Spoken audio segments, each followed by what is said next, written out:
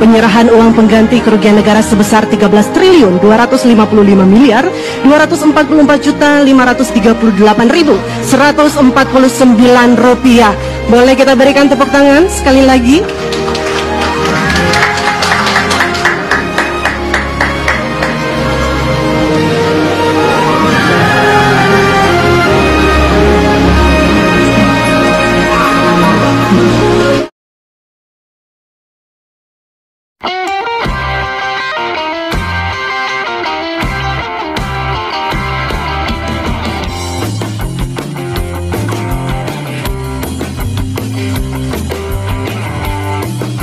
Ini bukan tumpukan uang mainan. Ini adalah 12,255 triliun rupiah. Uang haram hasil korupsi ekspor CPO yang akhirnya kembali ke kas negara. Hening sejenak, bukan 1 miliar, bukan 1 triliun, tapi 13,255 triliun rupiah. Uang tunai, hasil sitaan mega korupsi ekspor crude palm oil, kini secara resmi kembali ke tangan negara. Sebuah seremoni simbolis, namun syarat makna, disaksikan langsung oleh Presiden Prabowo Subianto.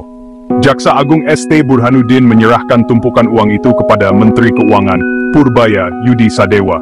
Ini bukan sekadar berita, ini adalah pernyataan. Peristiwa ini terjadi dalam sebuah acara formal kenegaraan. Jaksa Agung ST Burhanuddin tampil di depan, memegang sebuah dokumen. Dokumen itu adalah bukti penyerahan aset sitaan yang telah berkekuatan hukum tetap. Di hadapannya, berdiri Menteri Keuangan Purbaya Yudi Sadewa, yang siap menerima uang rakyat yang sempat hilang itu kembali ke kas negara. Mata publik dan mata Presiden tertuju pada momen ini. Sebuah jabat tangan, sebuah dokumen berpindah tangan.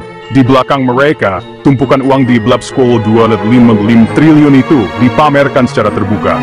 Bukan untuk pamer kemewahan, dan bukti nyata bahwa hukum telah berjalan. 12 triliun, angka yang fantastis. Tapi dari mana sebenarnya uang ini berasal?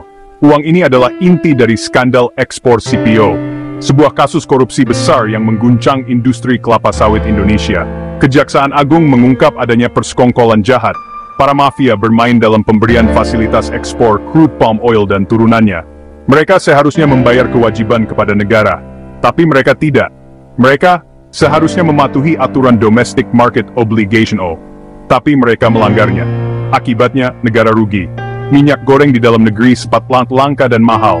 Rakyat menjerit, sementara para koruptor menumpuk kekayaan.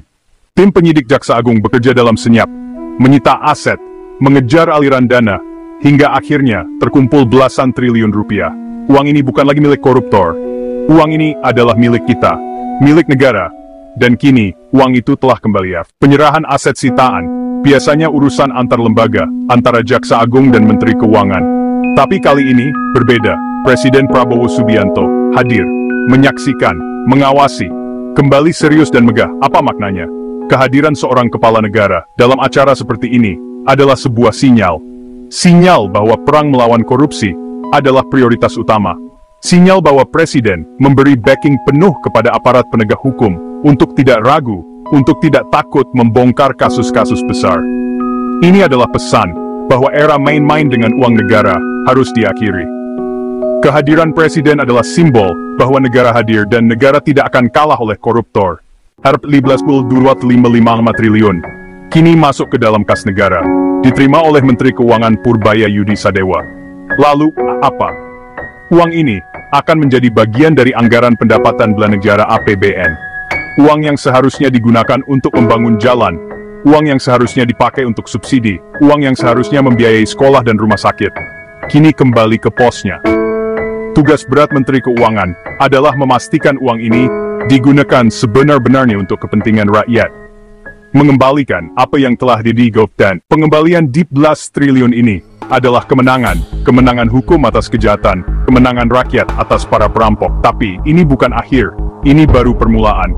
Pesan telah disampaikan, sedang mengawasi. Oke, bagaimana menurut Anda langkah penegakan hukum ini? Tulis pendapat Anda di kolom komentar. Hadirin dipersilahkan duduk kembali.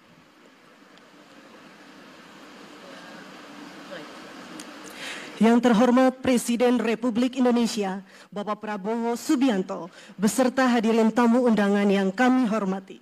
Assalamualaikum warahmatullahi wabarakatuh. Selamat siang dan selamat datang dalam acara penyerahan uang pengganti kerugian negara sebesar 13.255.244.539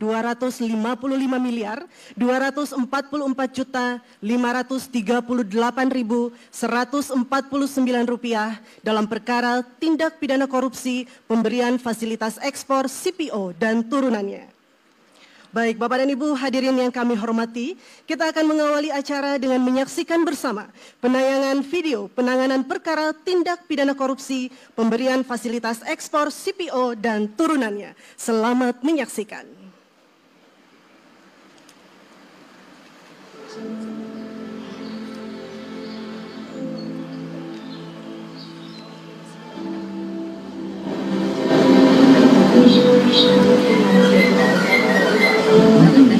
Negeri dengan kekayaan alam yang luar biasa, tanahnya subur, lautnya luas, dan hutan tropisnya menyimpan sumber daya yang menjadi kebanggaan dunia. Salah satunya kelapa sawit, komoditas Malvido yang menjadikan Indonesia penghasil minyak sawit mentah CPO nomor 1 di dunia. Namun, di balik kejayaan itu muncul ironi. Produksi melimpah, tapi minyak goreng di pasar justru langka. Harga melonjak, rakyat kosong, rakyat mengantri. Bagaimana mungkin negeri penghasil sawit terbesar justru kekurangan minyak goreng, padahal sudah ada kebijakan DMO (Domestic Market Obligation) bagi perusahaan-perusahaan tersebut yang merupakan kewajiban sebagian hasil sawit digunakan untuk kebutuhan rakyat. Tapi kenyataannya, sebagian besar minyak justru diekspor. Kapal-kapal berlayar meninggalkan dapur rakyat yang kekurangan. Negara dengan produksi kelapa sawit terbesar di dunia pernah mengalami kelangkaan minyak goreng.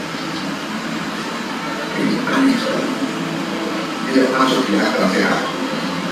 Dan ternyata memang itu ternyata adalah permainan manipulasi dan terbilang celaka sekali. Melihat kejanggalan ini, Kejaksaan Agung Republik Indonesia telah memproses hukum yang mengungkap dalam di balik kelangkaan minyak goreng serta berhasil membuktikan kerugian negara sebesar 17,7 triliun rupiah berdasarkan putusan pengadilan yang berkekuatan hukum tetap. Bagi kami, siapapun yang melakukan penanganan ini yang luar biasa karena membutuhkan keterangan. Makanya hari ini kita tetapkan tersangka, hari ini kita tahan.